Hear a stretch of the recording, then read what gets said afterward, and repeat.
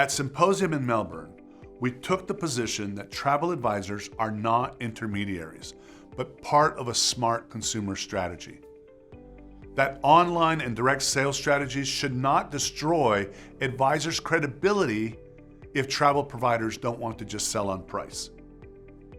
At Virtuoso Travel Week, we said the only way to compete with ever-encroaching technology was to be more human, to fight algorithms with the rhythm of the heart, and to leverage technologies that helps us be more human. Our playbook coming into 2020 focused on transformation, aiming for greater and faster adaptability.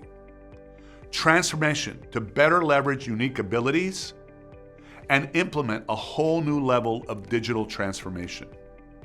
But with this crisis upon us, we need to make incredibly difficult decisions to lengthen our financial runway while travel recovers. A business cannot wait for the transformation it knows it needs. Letting go of the future is not giving up or being passive. It is letting resilience in and room for transformation. Which takes me back 20 years ago to one of our biggest transformations, the birth of the Virtuoso brand. I clearly remember dreaming back then. Perhaps someday the clients will also feel that they are virtuosos, transforming clients into advocates for our members, their advisors, and our partners. Turning the dreaming stage into interactive consumer engagement is one of our greatest opportunities to combine the best of digital with the human touch. Wanderlist is now a free digital social site for travel dreaming, using visualization to make it fun, easy, and interactive. It enhances the advisor's ability to inspire clients and orchestrate their dreams.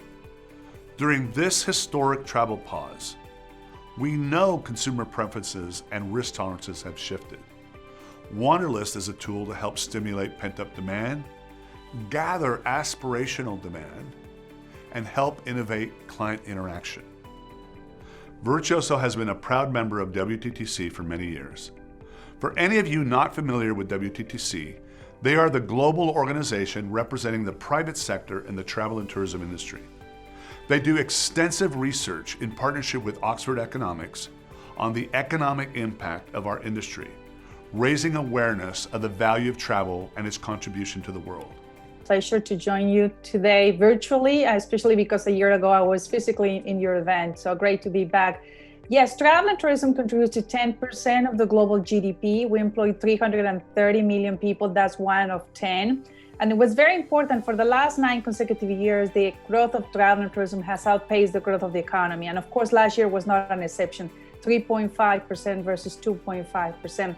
Very important from all the jobs created around the world in all the sectors and all the industries for the last 5 years, 1 out of 4 were in travel and tourism. That speaks about the contribution in job creation. Now, unfortunately, we're living a crisis totally unprecedented, and the impact started 50 million jobs, there's 75, and currently 121 million jobs have been impacted. Globally, $2.7 trillion is the loss, and that number can grow if we don't do the right thing.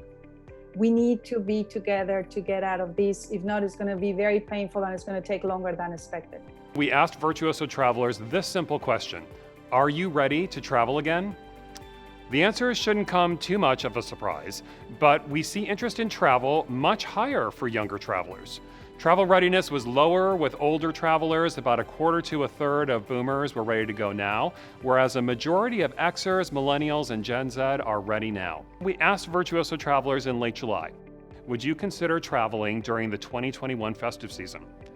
First, we can see that usually a little over half of our travelers like to travel during the festive season.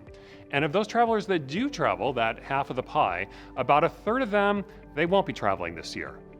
More than another third are ready to plan a little bit later, and about a little less than a third are ready to plan right now. So match with those sales we saw on record, that's definitely an opportunity for people that are ready to plan right now. We also asked, how far are you thinking of going for festive? And it looks like there's definitely a return to at least not far-flung, but farther flung, with travelers easing into international trips, and 89% seem to be ready to get on a plane. So festive definitely represents an opportunity to get your clients traveling again. So in summary, we can tell you that the travel recovery is definitely closer to home, wherever your home may be, more likely to be booked closer into the travel date, and focus on different experiences like seclusion, adventure, wellness, and sport. We will all be traveling again, and luxury is going to lead the way. Every bit of research says that it's the first segment to come back. So there's light at the end of the tunnel, and I look forward to seeing all of you there.